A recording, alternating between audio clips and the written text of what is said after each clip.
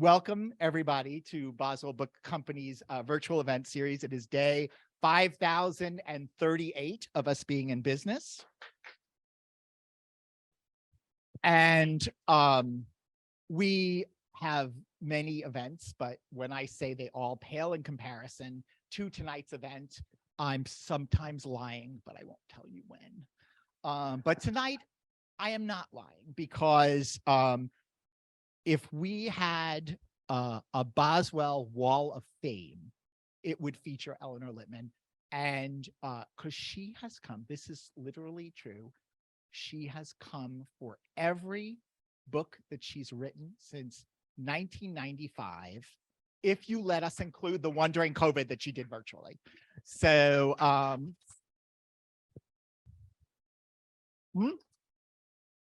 including the grand opening of the Boswell Book Company, where she was with the dearly departed but never forgotten Maymeave Medwed and Anita Shreve.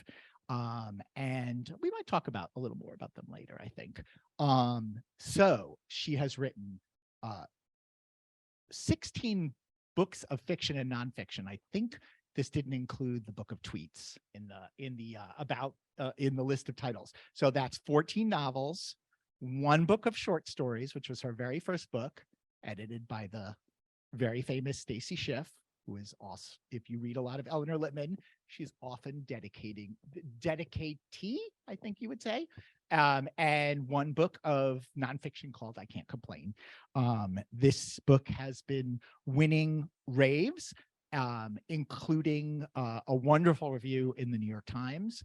I just to say, sometimes I'm celebrating being a bookseller, and sometimes I'm celebrating being a champion. Today, we actually visited Barnes & Noble stores where it's the book of the month, and talked to several very enthusiastic booksellers at two of their stores where she signed stock. So I can't say that every time we host Ellie, we try to do something a little different. We've hosted her at the Linden Sculpture Garden. She's been the Milwaukee Public Library Literary Lunch. We had yearbook pictures. We had her with other her with other authors. But what we have never had is the ultimate conversation partner in Nancy Quinn. So I am particularly excited about tonight's event. So not only will this pale in comparison to other events, it will pale in comparison to other Elinor Lipman events. All right, I'm gonna start with the first obvious question. Nancy and I have never done this before, but you've watched some. Have. So we just go back and forth and giggle a lot. Okay. All right. Okay. So. And for those of you that don't know, Daniel and I had worked together for 20 years at the Schwartz bookshops, and so also hosted Ellie back then. So this is a real reunion for me. It's very exciting. Good. All right, tell us the origin, how you came up with the idea. Well, Yeah. Okay. Are you sure? Yes. Okay. Well, I don't come up with much at all. I didn't come up with the idea. I had this other not very good idea about, I like to cook. So I thought maybe my character could be a recipe tester. Oh no, not a very good idea. I remember I found a note recently where I had given myself that suggestion. So she's got a twin sister who's kind of the alpha identical twin, a successful dermatologist on the Upper East Side, who has this idea that maybe you could, trying to help her make some money, because she also has lost her license to practice law, has been suspended for the same 6 months. So maybe you could, let me think, come up with recipes that are good for the skin, and we'll put it in my website, and you could do a blog, and I would then pay for the groceries. She's just trying to help that. And when you're cooking, so I write sort of something like that, and then I get to the last sentence, and my character says, sort of not me expecting it, my character says, which turned out to be a very good idea because I was under house arrest. So I hadn't planned that. And then, I moved forward, and I really wasn't so crazy about being tied to that whole blog sister, things about like, foods with high in vitamin A, that would be good. Carrot everything. Yeah. And salmon. Yeah. I love salmon. Yeah. So meanwhile, when I came up with the house arrest, I had to have a crime that she'd committed. And so that's when the sex on the roof, and because I triple checked with criminal lawyer Jimmy Mulligan, who I went to high school with, who was, besides a police officer, then a superintendent of police and chief of police, and went to the FBI Academy. I checked with him that people, in fact, have sex in public. He said, you wouldn't believe like how many times we have to knock on the car window. So that was good. And he's the one, I wouldn't have known to make the word like badged a verb, badged the overnight doorman because of Jimmy Mulligan.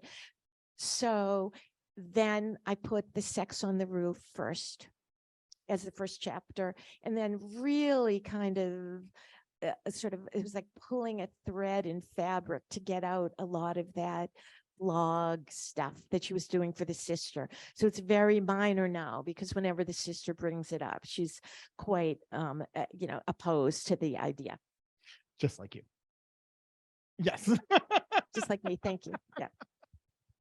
So, okay, Daniel and I have been talking. I think a number of people probably had the same thought, that it was lovely to have house arrest and to have the character be at home, because we were all at home without COVID. So can you just kind of talk about that aspect and how maybe that influenced your book? Since of course the house arrest wasn't a plan, and it just came up, then I did think, right, exactly, yes, subliminally, for sure. When I came up with it, I said, well, I will know a lot about this because I didn't go anywhere, and all the food got delivered, and anything I bought was delivered. So I thought, well, that'll be fairly easy, and I could do that. And when it came time, when I finished the book, I'd only made about 2 or 3 references because I was really quite ambivalent about what I should do, how much I should mention that. And maybe there were 2 mentions to something like, especially after the, 2 years, something like that. And my editor, she didn't even have to talk me out of it. She said, this does not have to be, we don't need it to be a COVID novel. And why don't you take out just those 2 references? And I said, fine. I mean, there are so many COVID novels. Yeah, it was refreshing, I think, yeah. to have, like, we can all relate in some ways to what she was going through with house arrest without having, she had a little bit more movement than some of us probably did in our 900 square foot home or something like that. She did, but she had the run of the building because, Right. of course, I checked with everybody, like, would it be possible did she have to stick to her apartment? She's wearing an ankle monitor. It's on the cover. If you look at her ankle, she's on one of them. And then when the second one, she's free. She's only has a bracelet on, but. This is sort of like that's interesting. Yeah. How is this picture different? Wow. I see the identical sister. Also. Oh, you did? They try not to dress alike, though. Oh, that's right. She's free. She's free. Oh, well, yeah, but 6 months is up. Yeah, obviously, that's right. by then. So that's not a reveal. Yeah. We do have to be careful about these things. And that's right. They do not dress alike. Can I just talk about I don't think I'm giving anything away, and I don't think I'm revealing too much about your own life, but we were talking about how, for most of us, I was running around delivering books for 3 or 4 hours a day, but for so many people, they were at home. Can I just say, can you tell the story about how you lost the power in? Oh, sure. I didn't know it was an interesting story. Interesting. Well, my significant other, and he's thanked in the acknowledgements because there's a lot of art in the book, and he's an art appraiser, and for a big auction house that I don't name. Oh, yeah, I don't name. I make up a name and call it Gladstones in the book, and I'll get to that a little bit later. But um, so we were an hour and a quarter north of the city in a house on a lake. And we were so afraid of going into the city and going into New York City that we had a power outage for 3 days. And there was, not only do we not have any power, but there's a well and the pump is electric. So some of you probably have this situation. So no electric, no water, no nothing. And we were that afraid to go into the city that we just, sat there, charged the phone in the car and sat there with coats on and, complained. But yeah, It capped, I mean, yeah. it was April after, we were up there mid-March, and then this happened in April. I just happened to see it in some notes I took. Yeah. Okay, so I think you were next. No, you have a follow-up question. Well, think you do. okay, I am a little obsessed with sisters. You do know that. Right. And Okay, I had to give Nancy that question because So though maybe I have sisters, it turns out I'm not a sister. Right. So, yes. So Nancy Okay, gets this. So that is, maybe why I went there. But so yes, as you know, my sister is here.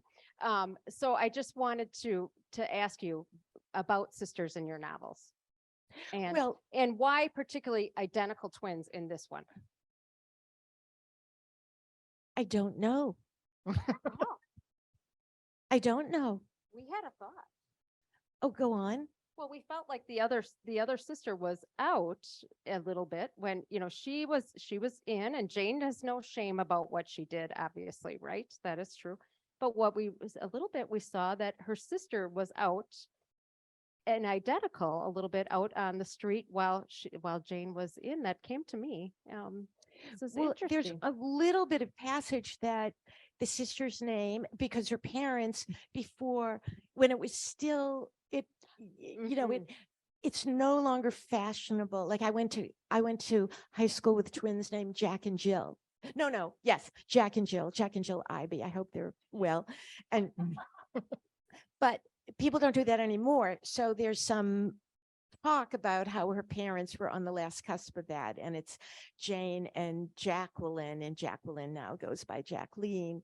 But I mentioned that, they get criticized for being the unfashionable nomenclature.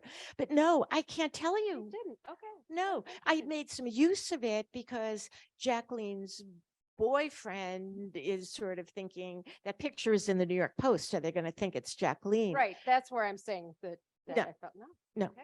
no. Interesting. And sisters, in life, you probably most people have either brothers or sisters.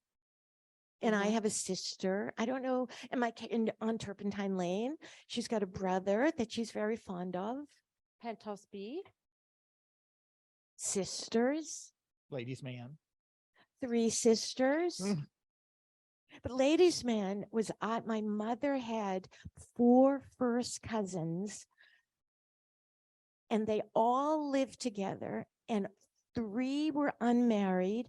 1 was married, and and so wait. So the married sister and her husband and the husband's sister, they all lived together. And they had, among them all, there was 1 child, and I knew those sisters were my mother's age, but I knew the daughter, and she was raised by 5 mothers. But I think it's just, Nancy, I think it's just life. That's good. You got your sisters, you got your brothers. Your books are life. Thank you. That's what I feel. So that makes No. sense to me that you would have sisters and brothers. No, this isn't a question, but can I tell them something that happened in Avon, Connecticut? Yes. Okay, because it was after I read that chapter, and a woman raised her hand and said, "Do you have children?" And I said, "I do. I have a son." And I said, "Why?" And she said, "Well, I have a daughter, and I'm not sure if I wrote a chapter like this, whether I would want my daughter, how I would feel about my daughter reading it." So I said, "Well, my son's 40." And then I argued for that, there's nothing very graphic about this. And someone recently wrote me this sweet little fan email and said, I love the way your sex scenes aren't, that you write sex scenes that aren't sex scenes. And so I made an argument like that, and how wasn't graphic. And then I said, how old's your daughter? And she said, 35. And then, I said, well, yes, Jane takes her dress off, and I do use the word penis. But, that's pretty rare for me. And another woman raised her hand and said, you used penis in Rachel to the Rescue. Twice in 14 books. Yeah. But you're moving more towards, that's just the way that the world is moving. So more towards the usage of the word. I will just put in, we have a number of, somewhat well-known to us local authors, and I know some of their kids. And I mentioned at another event that the child was not allowed to read the parent's book. And one of the authors wrote to me and said, you were talking about me. And I was talking about a different one. So it does. I know, I will say they're not 40 yet, but there is this weird thing about authors and their kids reading the books. Well, when I have did Ben read? Not till much later, but more out of embarrassment. I don't want to even see what my mother writes. But he's even as a kid, he was funny. And I remember after I wrote The Ladies' Man about those sisters, I remember him saying something about, I started another one, and he said, well, is this going to be another book about two Jewish women who live in Brookline and fall in love with the same man, which wasn't what it was about at all, but that was his summary. And no. So the only book he's read is The Way Men Act. No, he's read, I think he's read most of them once, he became an adult. Nice. A lot of authors tell us their families don't read the book, so. Yeah. You're one up on them. Yeah. So, I was going to ask you about occupations in your books. How do you come up with what your characters are going to do? Well, I definitely feel they have to have a job. Mm. And Brett Lott wrote a whole essay about this, or maybe I heard him speak about this, but I think he wrote an essay about it, that your characters have to have jobs and they have to work. So sometimes I start a novel and then I think, what do they do? And so there's, I worked for a long time for the teachers union in the Mass Teachers Association. So teachers come and go. I'm starting a new book, and the characters' parents are retired teachers.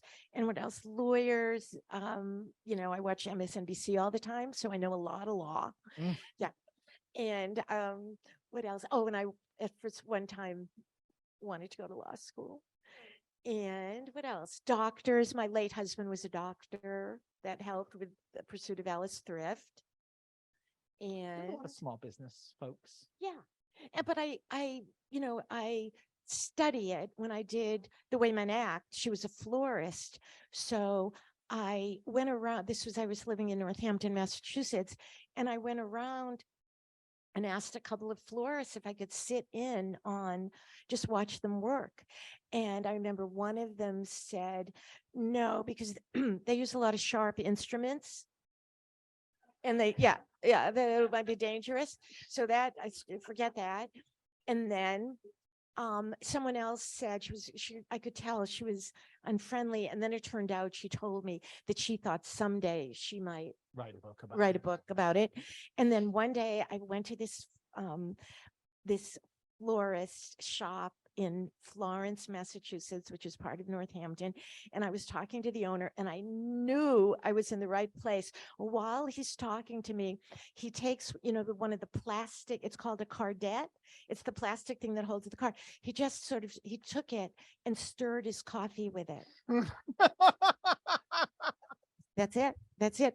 And when the book was finished and I was giving a reading at the local bookstore, and my character in the book had described, she was single and she had a kind of dream wedding bouquet that she would make for herself.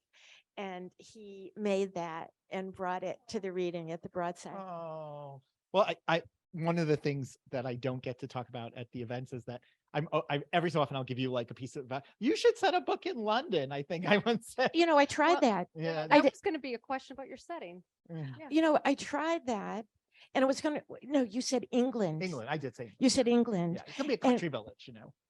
Yeah, I tried it, and which book was that?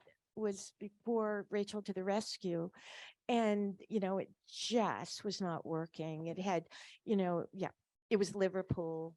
Oh. I know Liverpool, been there many times. So I work. I had this idea that you'd get your British rights sold. oh, you did, yeah. Yeah, I had it all worked out, but the best laid plans. Okay, so now I want to say, have you ever had a bookseller as a character in a book? You know, I'm just telling you, just saying, I have found that booksellers Books about books. really like books about bookstores. They really do. You know, my feeling about that was, are there too many books where the character is a bookseller? No. Well,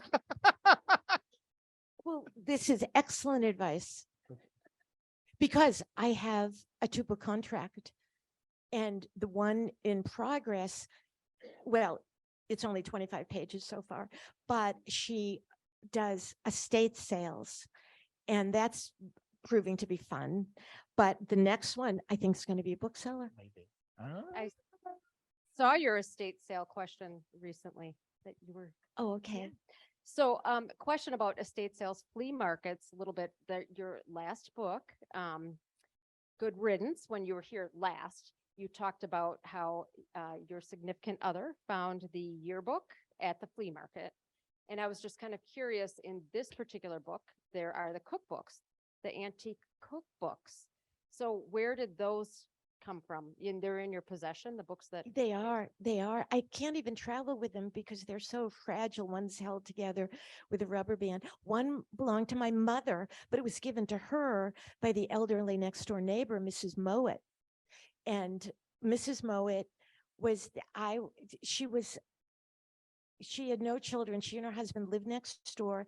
And when I only lived in that house, I forget how, but when I was like 5 years old, I used to sit on her front steps and tell her jokes. Now, I guarantee these were not funny jokes, but nonetheless, she was very nice to me and my sister, and gave my mother the cookbook. And the other one had just been a gift from a very good friend of mine, is one of the 3 sisters who owns Argosy Books in New York, and just came over for dinner. And this was unrelated to anything I was writing, but she knows I like to cook, and brought this 1897 cookbook. And are the recipes as bad as they are? Yeah. Okay. Yeah. Did you cook all of them? Mutton? No. Everyone asks me that. Everyone asks me if I've cooked the recipes, like for boiled onions in the, no. But they definitely yes to the bread pudding, because that actually was something like that happened in real life. That exchange with something happy that came out of it, that the bread pudding. So we won't tell any more What about about that. the cream cheese salad? Cream cheese salad, no, wouldn't go near that, but put it, you talk it up like it's one of the better recipes. I was like, oh no. It's so you mold the cream cheese with. it was only one of the better recipes because she made it and served it with something else, so the guests didn't have to eat it. Oh. Yeah. The nuance is there. No, no one's asked me about Perry Salisbury. Was that going to be a question? It's going to be a question. Perry Salisbury. But I don't want you to jump ahead if you have an order. There's no order. It's free form. No, you go. Ask a question. Okay, so Perry Salisbury is also under house arrest. In the building. Yep, in the building. And so those two can get to see each other. Well, So a please tell us doorman, a little bit door- more about Perry Salisbury. Well, a very nice doorman, and I base this on, the doormen anywhere, but they're made to be, not say anything, and yet they wouldn't give out a phone number of another resident, or unless you, said, "Oh, come on, Christmas is coming." Yeah. No. But very nice doorman in the book tells Jane that someone else in the building is also wearing an ankle monitor. So I can Perry's career. yeah, Perry's career, he was an art handler at a big auction house in New York. And she asks him, she's told him what she doesn't call what she did gross indecency. She calls it something like, wait, I'm going to open the pages, excuse me. I do. Yeah. So she, yes. Wait, is this the right place? Sorry. Okay. Oh no. Well, anyway, I know why I know what the problem is. Yes. Oh, she tells him that it was deliberate exposure. So deliberate exposure. Anyway, and then she asked him what he did, and he tells that he was an art handler, and that what got him in trouble was that it was for a very small thing. He says the smallest heist you could ever come up with. And she wonders, small, like a coin, a ring, a rare stamp worth $1 million. And he says, I slipped a lid into my pocket. Did you say lid? A teapot lid. First thought, was it an inside job where one chef wait, I gotta put my glasses on. Where one thief distracts by taking something of little value while his accomplice grabs a Monet or a Manet. So no. So what he was doing, he thought that it would be perfect for my parents' wedding anniversary. It was porcelain decorated with bands of 24 karat gold. And she said, I didn't understand. All he wanted was the lid. And then he explains, it was beautiful 12 cups, cream or sugar. And that then, as if it were a fact known to every bum on the street, a teapot without a lid makes the whole set practically worthless. I thought no one would bid on it. With no reserve, I'd get a great deal. Did you? Hammer price, $200. But anyway, ceramics, which was the division, they knew that it came in as a whole set, and they wondered why an art handler would be bidding on something that no one else wanted. Plus there's cameras.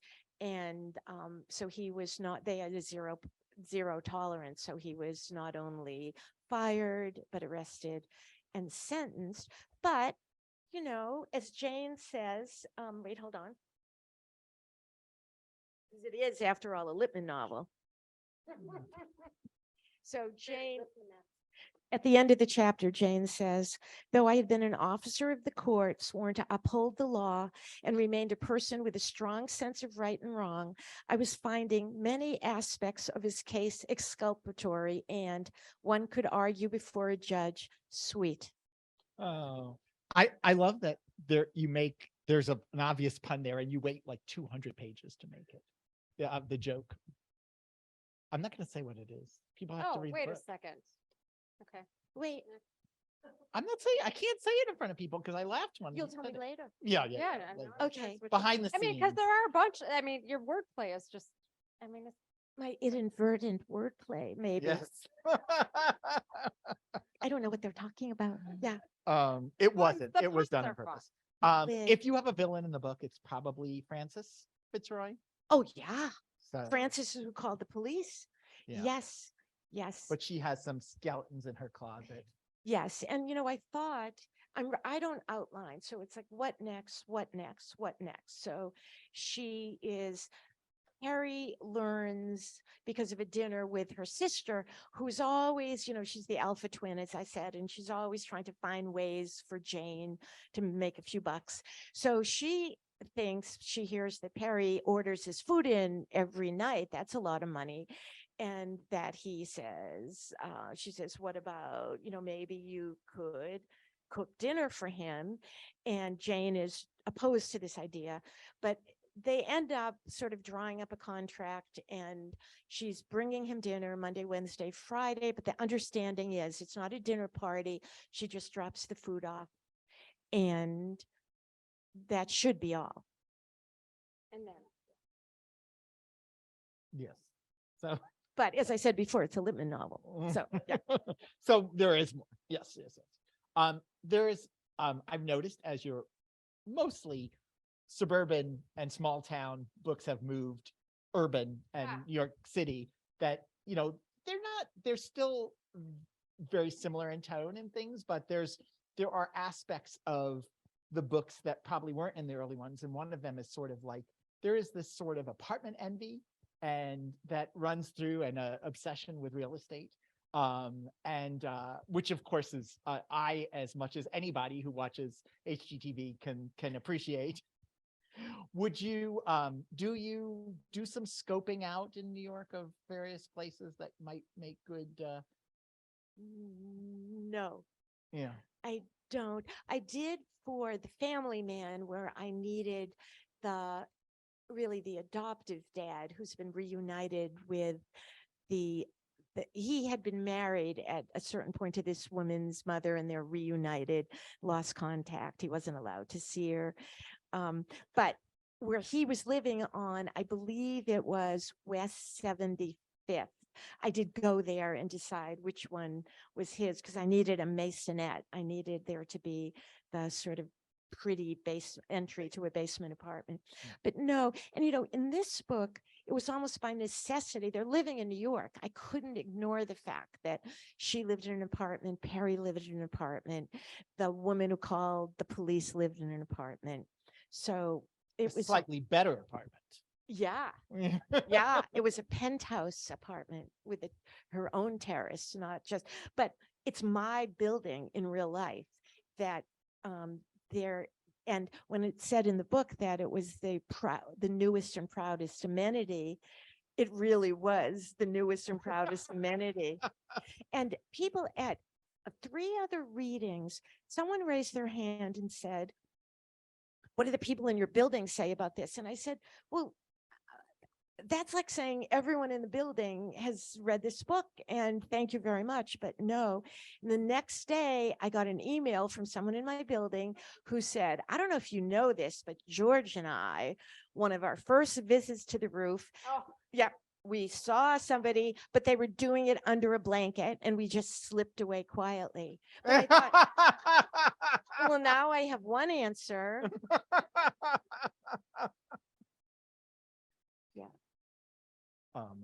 I love, I mean, there's so many wonderful lines in the book, but and I kind of love the that I'm not giving anything away to say that Frances was a nanny and is still a nanny, even though her charges are now adults, the Grabowski siblings.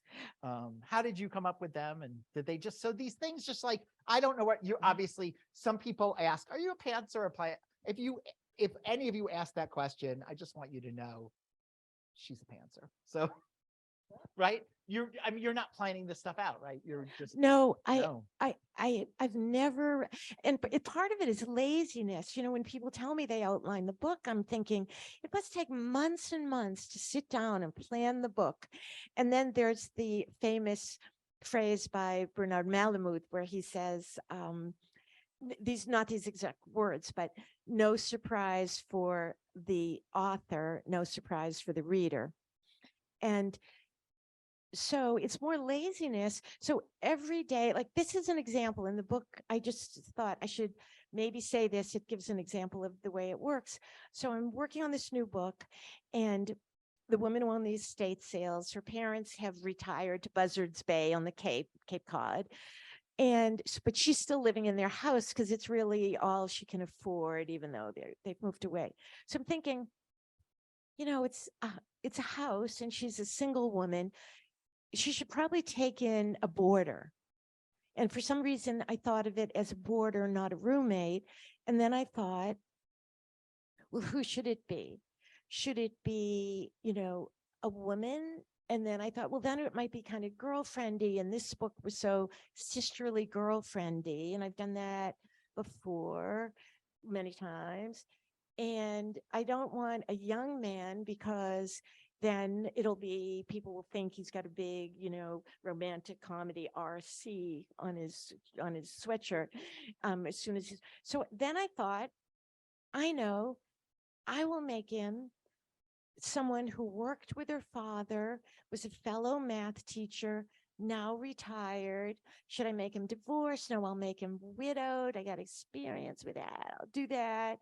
And then it was like it opened up the book for me. And it only, like now I'm 2 chapters past that. But just the idea of this guy, Frank, that I hadn't planned, but it's like, should it be this? Should it be that? I'll make it a retired teacher who was friends with her father, and he's very nice. And it just kind of opened it up for me. Yeah, I mean, it's so interesting that you talk about how these kind of characters just like come to you. Do you stop when you're contemplating that? Is that in the process of the writing, or is that in a different part of the day where you're like, okay, I'm stuck here, I have to come up with this person? Then do you stop the writing while you think of who that is, or you just write something else and come back to that later? It's both, but I often, on this sort of little book tour around Massachusetts, I was thinking, I'm listening to podcasts and I'm listening to music, and I'm thinking, shut it off because you haven't written in a few days, and think about what's going to happen next. And then I didn't let myself turn on another podcast until I'd done kind of a day's work. So it's both driving or being in the passenger seat or just sitting around where I think, what next, what next, what next? But sometimes it's just sitting at the desk where I feel kind of stuck. And speaking about Perry, how are we doing? Am I talking too much? Perry, I read this wonderful interview with Faye Weldon, who I saw your tributes to recently died. I can tell you the Faye Weldon story later. Oh, okay. So I've read like 15 Faye Weldon. Yeah, You're no surprise, 'cause I know you love her too. I love Faye Weldon. And she wrote one of the most famous ones is The Loves and Lives of a She-Devil. Anyway, I read this article in, I think it was the London Times, that made me brought back knowing I loved, and she was in London and brought it back for me. And Faye Weldon says, and there were writers here too, right? There are writers in the group. Anyway, Faye Weldon, when talking to students, would and they said, I feel really stuck. I feel maybe I have writer's block. It's not coming. So she, after reading their stuff, she would say, it's not you, it's the work, which is about the worst thing you'd want to hear. But then she said, you probably need to add somebody. You probably need to add characters, or maybe it's take someone away. But in my case, because it's, I write pretty tightly, both sort of cast wise and, every way. So with this one, I reached a certain point, like chapter 3, after she describes what she's doing to entertain herself. I said, I have to add someone, and why not make it someone in the building? What would make it slightly more interesting? Well, if he also is it's actually home confinement is the legal term. House arrest is sort of her shorthand. Well, I love the fact that you, in your like we were talking about acknowledgements and how people use acknowledgements for different things. And one of yours ways to use acknowledgements is to list the experts so people don't complain that this couldn't happen. Exactly. Right. With this book, I had the acknowledgements written so it went into the early, the advanced reading copy. So no reader, early reader, or reviewer would say, oh, could that really happen? Or there's a lot of sort of immigration law that comes in later. So I thank a criminal lawyer, Mamie's son, Daniel, and a judge, Michael Ponzer, novelist, excellent novelist, and an immigration lawyer, and a intellectual property lawyer who gave me permission to be able to quote directly word for word from those old cookbooks, because they're copyright. I could, copy them word for word. Their copyright is long gone after something like 30 years. You must know. It's 1927 just went into public domain. Oh, okay. So you're So fine. 95. Yeah, yeah, Okay, you're fine. okay, I was Yeah. close, yeah, yeah. So 95, that was close. So lots of lawyers, and just so it But your all seemed cookbooks are kosher. good, right? Because they were from 1897. Yeah, yeah, Yeah, yeah. oh they're yeah, fine. that was, he gave me permission to quote Yeah. from them directly. Yeah, I did. Well, one more question and then we'll, You were talking about Mamie, and I just wanted to, maybe you could share with some other people how you met Mamie and your writing and your friendship. 'Cause that's- Yes, I met Mimi in a writing workshop at Brandeis, not undergrad, but we took on an adult ed course, and it was 10 weeks for $40. And I say, that's where I learned to write. I learned so many, things like, well, this isn't talking about Mimi, never mind. Well, That's another time. talk about anything you want. Oh, well, a couple of things that the teacher's name was Arthur Edelstein. And one of the great things was he said, sometimes the best form of revision is to start something new.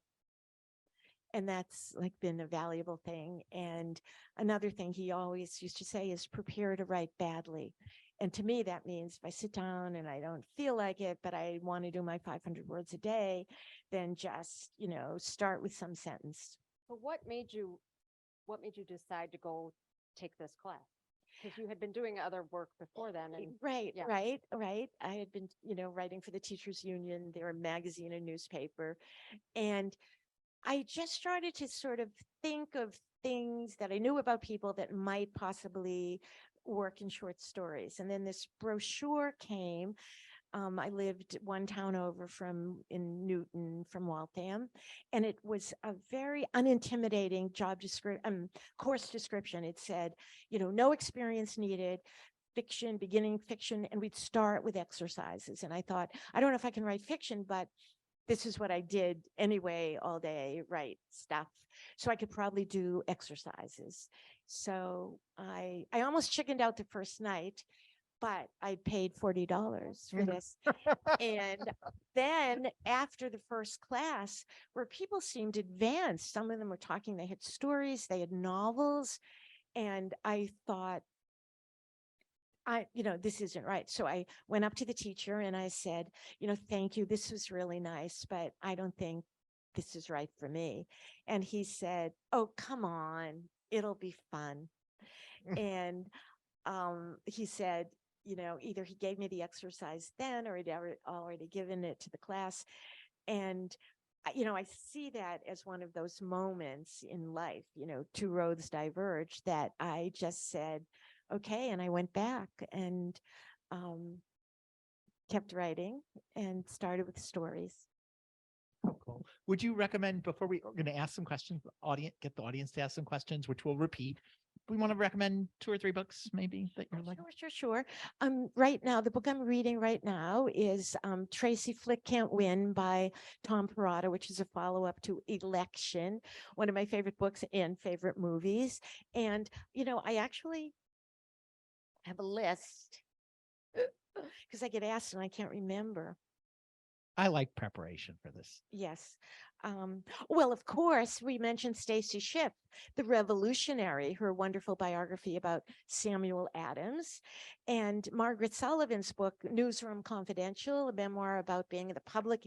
Well, she was the first female editor-in-chief at the Buffalo News, and then she went to the New York Times as public editor, and then the Washington Post. And then this fabulous memoir called The Silence of Your Name, The Afterlife of a Suicide. I know that sounds sad. This is by Alexandra Marshall, small publisher. The writing is just sublime, and it's a memoir. So her very young husband, it's at the beginning, but I thought, her life is fascinating. Oh, loved The Palace Papers by Tina Brown. Yeah. And I always recommend, does anyone else from Massachusetts originally? Anyone else a Bonnie Frank fan? Bonnie Frank? No. Oh dear. Oh, well, never mind. Do you have Eric Warner's book, Smart Guy? Smart Guy. It's a graphic novel, and it's about Barney Frank's whole career. And I'm not a graphic novel person, but I loved this. Okay, that's enough books.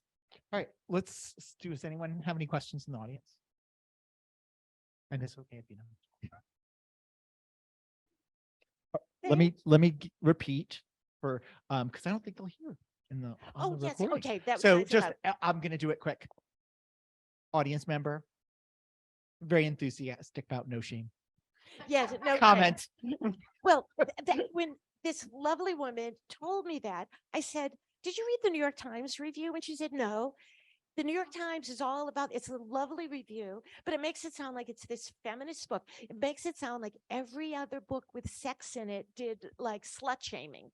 It does, really, they don't say that, but it was all, it was about no shame and how that was good and, feminist, yet it was a page turner. So it was lovely. But I thought, she was giving me credit for something I barely thought about. Just it seemed to me she was done wrong. The woman shouldn't have called the police. She's on private property, and the judge was misogynistic, and the law firm shouldn't have fired her. And her parents were just so loving that they couldn't help themselves. But thank you. But yeah, the Times review was online, but it's going to be in the paper review on Sunday. Is that the 22nd? Yeah. So yeah, you will. You will. Thank you.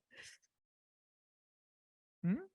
No, it's not necessary. People start asking like charity questions if you press. Yeah, no, I know. I'm Yeah. not going to do that because here's a every. question. Oh, okay, go ahead.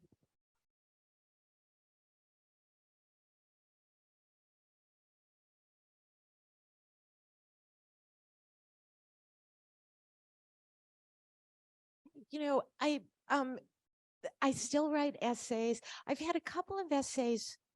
I wrote 2 essays about May Eve. One of them, I've written 3 essays this past year for the Ethel, which is online AARP, not the magazine or the newspaper, but it's online. It's supposed to be for women over 55. So I wrote one. May Eve and I, we didn't know each other in college, but we went to the same college. We went to Simmons College. So I wrote it for the alumni magazine, and then I changed it and wrote it for the Ethel. But I mean to, I have an essay in mind, just a rough draft, because in Rachel to the Rescue, then Andrew Cuomo performs in a, sort of, he's viewed very, sort of positively and affectionately. I watched him every single day, and that was, before his troubles. So I was thinking of an essay about using someone, writing, do you take it out of the book? What do you do? Making the decision about someone who's fallen from grace, and, keep them in there just the way I don't think you should, cut people's heads out of pictures either once they, divorce. Yeah. Exact No, analogy, fair. don't you think? Yeah. Yes, Okay. it's absolutely Yeah. fair. If we don't have any more questions, people will be able to ask their private questions, Oh, which yeah. will not be recorded when we do our signing. I want to say one question about you wrote an essay for Gourmet, which about food, and often the food is different from this food in this book, but it is, you were talking about how food was indicative of character sometimes. Do you still feel that way? I do. I think, if somebody only eats chicken fingers versus someone who just wants, knows how to make a rack of lamb, then that says something about, who they are, their level of sophistication. Yes, it was an essay about that. And more so after my first 3 or 4 books, that it was always a question, what's with the food in your books? Yeah. Now I think it's become a lot more. I think you started a trend in that. And I feel like food becomes much more representative in books nowadays. And maybe that's the changing culture and our food obsessions. I was going to recommend a book to you. Oh, please. That if you like foodie books, I just read this book that I really love that Lisa and I are going to be doing a conversation with in February called A Waiter in Paris. Do you know about this book? No. Edward Chisholm. So this guy moves from London to Paris, to try to get a job in a restaurant. It's not a Michelin starred restaurant. It's just like, it's a good restaurant. is nonfiction? It gets right. It's memoir. It gets, famous people and wealthy people and stuff like that. And in that sort of Anthony Bourdain way, it's a complete underbelly of not just of the restaurant industry and this restaurant, but also Paris itself. It's a very different side of Paris. And I thought it was really great. So, Great. I thought you might like it. And that person's coming. It's just virtual. We chased him. That's what we do. We like somebody. So he's going to be talking to us from England. His name Edward Chisholm, and it's in February 16th. So enjoy. That sounds great. Yeah. I can attend. I will tell you how I heard of one of my friend John had no, actually I heard about it on Milk Street because they said it was one of the best books of the year.